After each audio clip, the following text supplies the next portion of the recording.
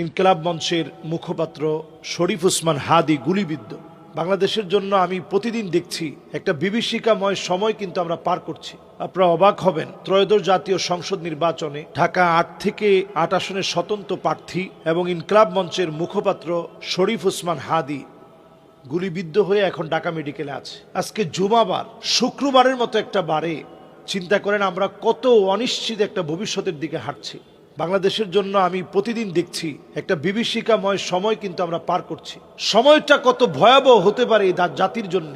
ইস্তিগফাফাম বিদ্দাম, এই হাদিকে গুলি করার অর্থ হচ্ছে কেমন যেন একটা সংঘাত বাড়িয়ে তোলা। তফসিল ঘোষণা করার পরে কে বা কারা এই কাজ করছে, যারা বাংলাদেশের প্রতিনিয়ত বাংলাদেশের সুন্দর পরিবেশকে তারা ধ্বংস করতে চায়। নবীজি সাল্লাল্লাহু আলাইহি সাল্লাম আমাদেরকে বারবার সতর্ক করেছেন, একটা দেশের পরিবেশ নষ্ট করার জন্য এমন দু একটা ঘটনা যথেষ্ট।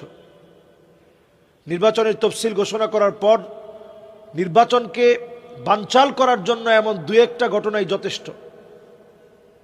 এবং আমরা দেখেছি সে খুব উদ্যমী একটা মানুষ, মসজিদের সামনে গিয়েছে, স্পষ্ট মানুষকে তার লিফলেট দিচ্ছে, যে নিচ্ছে না সে কোনো গালিগালাজ করছে না, তার উপরে ময়লা পানি ফেলেছে, সে কিন্তু কিচ্ছু বলে নাই।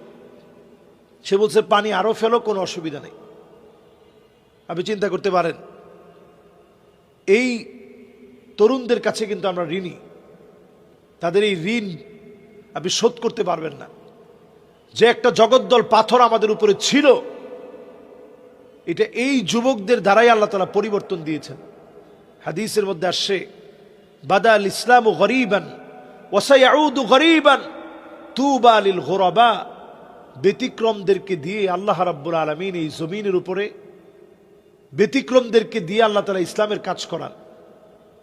এই যুবকরা ইসলামের পক্ষে যতটুকুন কাজ করেছে আমরা তাদের কাছে ঋণী। অন্তত তারা এই স্লোগানটুকুন তো দিয়েছে, উই ওয়ান্ট জাস্টিস, আমরা এই জমিনে জাস্টিস কায়েম করতে চাই, ন্যায় ইনসাফের একটা বাংলাদেশ দেখতে চাই। এই স্লোগানটা তো এই যুবকরা দিয়েছে। সুতরাং অনতি বিলম্বে এই সময়ও কেন হামলা হয়েছে, এটাকে অবশ্যই তদারকির আওতায় এনে সূক্ষ্ম তদন্ত করে এর বিচার বাংলাদেশে নিশ্চিত করতে হবে, যাতে করে হাদির মতো আর একটা ছেলেকেও, যারা স্বপ্নবাজ, স্বপ্ন নিয়ে বাংলাদেশকে নতুন করে সাজাতে চায়, এই ছেলেদের স্বপ্ন ভাঙতে দেওয়া যাবে না। এজন্য হাদি সহ যারাই এখন নির্বাচনের মাঠে কাজ করছে, প্রত্যেক প্রার্থীর নিরাপত্তা নিশ্চিত করতে হবে।